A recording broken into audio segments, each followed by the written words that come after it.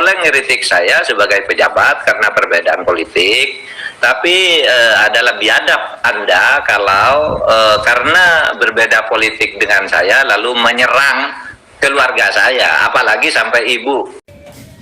Padahal waktu rumah ibundanya di Pamekasan itu digeruduk oleh orang-orang Madura, dikepung, ya kan, sehingga ibunya mungkin shock atau stres, itu Mahfud bereaksi bahwa tindakan pengepungan terhadap ibunya, terhadap rumah ibunya di Pamekasan itu adalah tindakan yang biadab ya.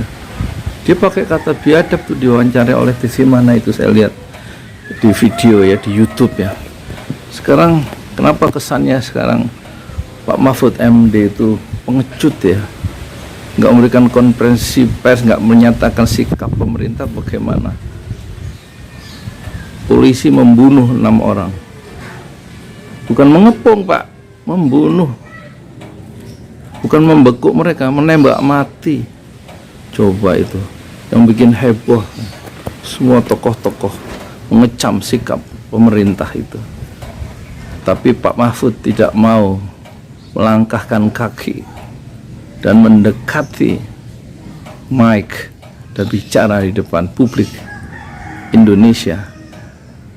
Dan saya menyimpulkan itulah sifat asli dari Pak Mahfud MD, tidak mau mengambil tanggung jawab sebagai wakil pemerintah di saat situasi sudah sangat berbahaya dan sangat genting.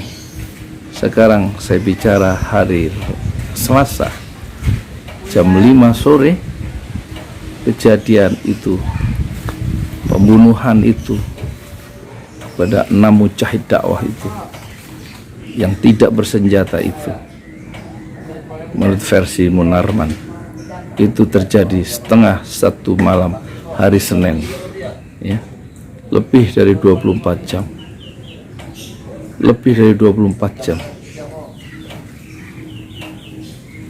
Mahfud MD menyembunyikan dirinya karena dia tidak muncul, maka saya munculkan amarah dari Amin Rais terhadap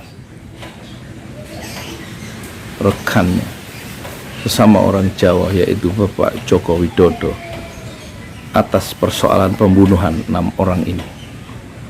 Saksikan videonya Pak Mahfud. Assalamualaikum warahmatullahi wabarakatuh. Assalamualaikum warahmatullahi wabarakatuh.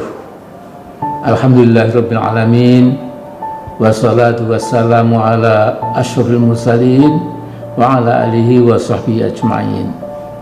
Saudaraku, saya ingin memberikan pendapat saya tentang kejadian yang amat sangat mengejutkan, yaitu lenyapnya 6 nyawa, 6 jiwa dari Laskar FPI di sekitar Tol Cikampek.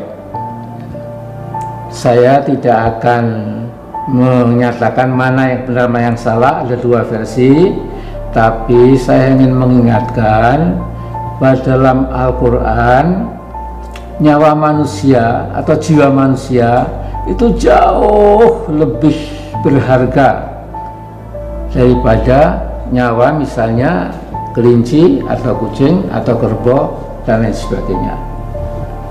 Jadi setelah Qabil membunuh Habil, ya, 2 bersaudara anak Nabi Adam yang pertama-tama, ya, kemudian kejahatan pembunuhan Qabil terhadap Habil itu dilestarikan dalam Al-Quran dan dijadikan hukum Quran yang sangat tinggi, yaitu bisa kita baca dalam Al-Maidah ayat 24 berbunyi, min ajri dzalika katabna ala bani Israila man qatala nafsan bighairi nafsin aw fasadin fil ard fa kana ma qatalan nasa jami'a wa man ahyaha fa kana ma ahyan nasa jami'a.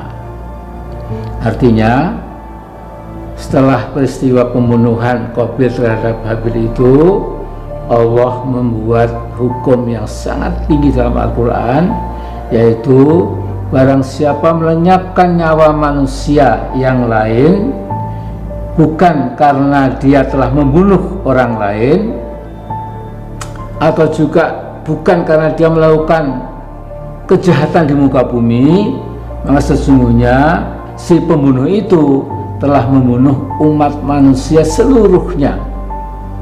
Tetapi sebaliknya, apabila ada seorang yang menyelamatkan satu jiwa manusia, maka hakikatnya dia telah menyelamatkan seluruh umat manusia. Jadi betapa besarnya, betapa mahalnya, betapa tidak ternilainya nyawa anak cucu Adam ini. Karena itu, saudaraku, teman-teman Polri, teman-teman TNI, tolong Anda renungkan ya, baju seragam Anda yang gagah itu, tank yang Anda naiki, panser yang Anda bawa kemana-mana, pesawat terbang, helikopter, ya, kemudian juga peluru, bedil, pistol dan lain-lain, itu semua datang dari rakyat, dari rakyatmu ya. Mereka membayar pajak, mereka menyelenggarakan segala macam kehidupan yang telah mereka lakukan di Indonesia ini, dan mereka itu bisa membiayai TNI, Polri, dan birokrasi dan lain sebagainya. Jadi saya menangis dalam hati, bagaimana mungkin ya, ada 6 nyawa jam setengah 1 malam ya, laskar yang sesungguhnya ya katanya ada curit, katanya ada senjata api, wallahu alam ya. Kemudian sekarang ini telah terjadi nyawa lenyap gitu, belum lagi nyawa lenyap yang ada dulu di Aceh, kemudian di Papua dan lain-lain. Saudaraku, ini pertanda bahwa memang rezim ini sudah sangat zalim ya. Jadi masih ada waktu ya untuk bertobat ya. Jadi kalau soal berani mati, saya yakin umat Islam itu banyak sekali yang cita-cita tertingginya itu adalah mati ya. Al-mautu asma amaniyina ya. Al-mautu fi sabilillah asma amaniyina ya. Jadi mati di jalan Allah membela kebenaran ya, itu setinggi-tinggi cita-cita kami. Itu kata banyak orang Islam, banyak orang beriman.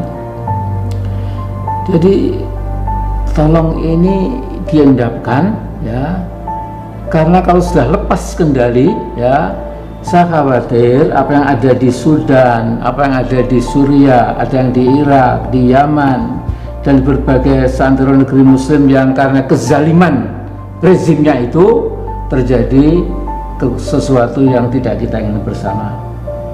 Saya juga ingin menambahkan bahwa orang beriman itu karena ajarannya tidak pernah takut pada siapapun kecuali kepada Allah semata-mata ya.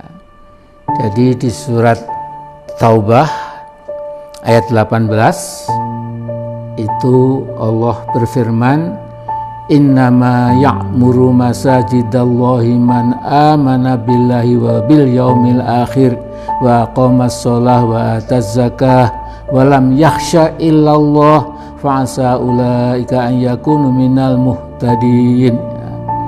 Artinya hanyalah orang-orang yang suka, yang sering memakmurkan masjid-masjid Allah, mereka percaya kepada Allah, kepada hari akhir, mereka menunaikan sholat, juga menunaikan pembayaran zakat, maka mereka tidak pernah takut pada siapapun kecuali hanya Allah belaka. Jadi Mas Jokowi, ini imbauan saya pada Anda ya, tolong ya Anda kendalikan ya, karena semua itu bermuara kepada saudara Jokowi. Maaf kalau saya kelihatan agak marah, memang saya emosi agak marah ya, marah ikhlas sekali lagi ya, demi perbaikan masa depan ya. Saya melihat ini sudah gawat ini ya, betul ya, ini betul-betul sudah gawat, bisa lepas kendali ya. Jadi saya nggak ingin menambah lagi ya, tapi secukupnya. Assalamualaikum warahmatullahi wabarakatuh.